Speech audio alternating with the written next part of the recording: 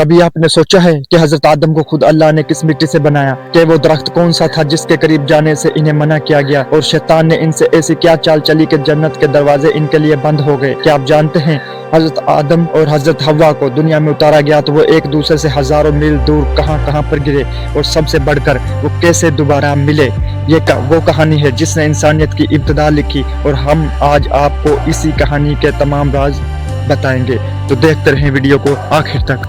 ابتدا میں نہ زمین تھی نہ آسمان، جیسا کہ ہم دیکھتے ہیں، صرف اللہ کی قدرت تھی، خالق کائنات جس نے فرمایا میں زمین میں اپنا نائب بنانے والا ہوں۔ یہ اعلان پوری کائنات میں گونج اٹھا، فرشتے حیران رہ گئے، وہ بولے اے ہمارے رب، کیا تو ایسے کو پیدا کرے گا جو زمین میں فساد پھیلائے گا اور خون بہائے گا؟ اللہ نے فرمایا میں وہ جانتا ہوں جو تم نہیں جانتے۔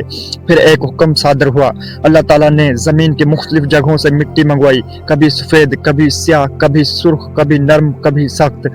اسی مٹی کو مختلف رنگوں میں گوندھ کر حضرت آدم علیہ السلام کا خمیر تیار کیا گیا۔ سالوں تک وہ مجسمہ ایک شکل میں پڑا رہا، فرشتے اس کے پاس گزرتے اور حیران ہوتے کہ یہ مخلوق کیسی ہوگی۔ شیطان جو اس وقت جنوں میں سب سے زیادہ عبادت گزار تھا، وہ بھی اسے دیکھ کر جلنے لگا۔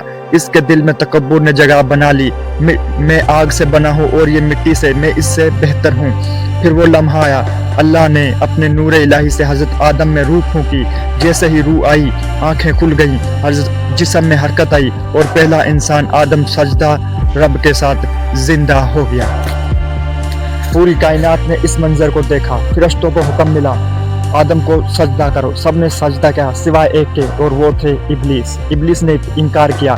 اللہ نے فرمایا تجھے کس چیز نے روکا کہ تو نے سجدہ نہ کیا؟ ابلیس بولا میں آگ سے بنا ہوں اور وہ مٹی سے، میں اس سے بہتر ہوں۔ یہی وہ لمحہ تھا جب غرور نے اسے شیطان بنا دیا۔ اللہ نے فرمایا نکل جاؤ، تجھ پر لعنت ہو قیامت تک۔ اور یوں ابلیس جو کبھی مقربین میں تھا، اب رہتی دنیا تک گمراہوں کا سردار بن گیا۔ اللہ تعالیٰ نے حضرت آدم علیہ السلام کو جنت میں ٹھہرایا۔ یہ ایک ایسی جگہ تھی جہاں پر نعمت موجود تھی۔ اللہ نے فرمایا اے آدم، تو اور تیری بیوی جنت میں رہو اور جو چاہو کھاؤ، بس اس درخت کے قریب نہ جانا۔ پھر اللہ نے حضرت حوا علیہ السلام کو پیدا کیا۔ ایک دن جب آدم سوئے ہوئے تھے، ان کی پسلی سے ایک وجود تخلیق کیا گیا، وہ تھی حوا، ان کی ہمراز، ان کی شریک حیات۔ دونوں جنت میں خوش تھے، مگر شیطان کو یہ سکون پسند نہ آیا، اس نے بدلہ لینا تھا۔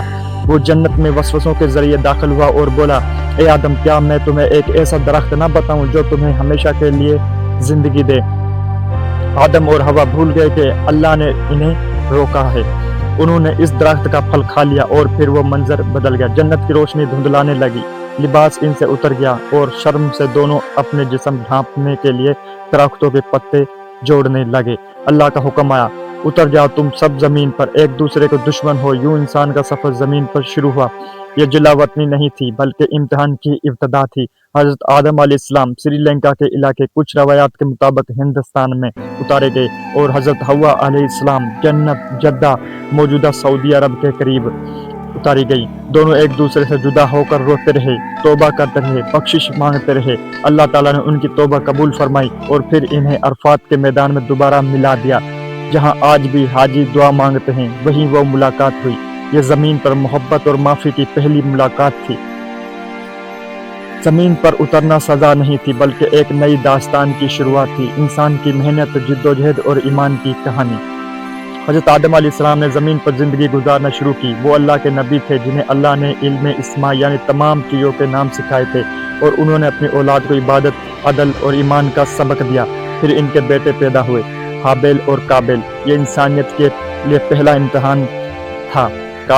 قابیل کے دل میں حسد آیا اور اس نے اپنے بھائی حابیل کو قتل کر دیا۔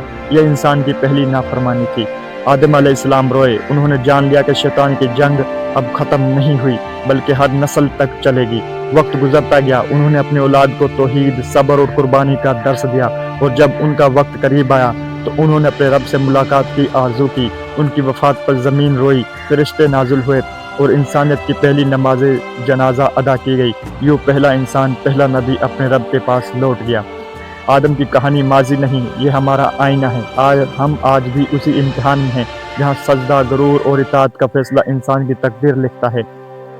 حضرت آدم علیہ السلام کی داستان ہمیں یہ سکھاتی ہے کہ انسان کو زمین پر سزا کے لیے نہیں بلکہ مقصد کے لیے بھیجا گیا، آزادی کے ساتھ امتحان دیا گیا، اور توبہ کے ذریعے راستہ دکھایا گیا۔ شیطان نے تکبر چنا، آدم نے عاجزی، شیطان نے انکار کیا، آدم نے معافی مانگی۔ یہی فرق جنت اور جہنم کا ہے، اور آج بھی انسان اپنی غلطی پر جھک جائے، اللہ اسے ویسے ہی بلند کرتا ہے جیسے اس نے آدم کو کیا تھا۔ یہی ہے انسان کی اصل کہانی، مٹی سے بننے والا مگر رب کے نور سے جینے والا۔ نیکسٹ ویڈیو میں ہم آپ کو دکھائیں گے حابیل اور قابیل کی لڑائی کیوں ہوئی، اور حابیل نے قابیل کو کیوں قتل کیا۔ تو نیکسٹ ویڈیو کو دیکھنے کے لیے چینل کو سبسکرائب کریں، ویڈیو کو پسند آئی ہو تو لائک، شیئر اور سبسکرائب لازمی کریں۔ شکریہ۔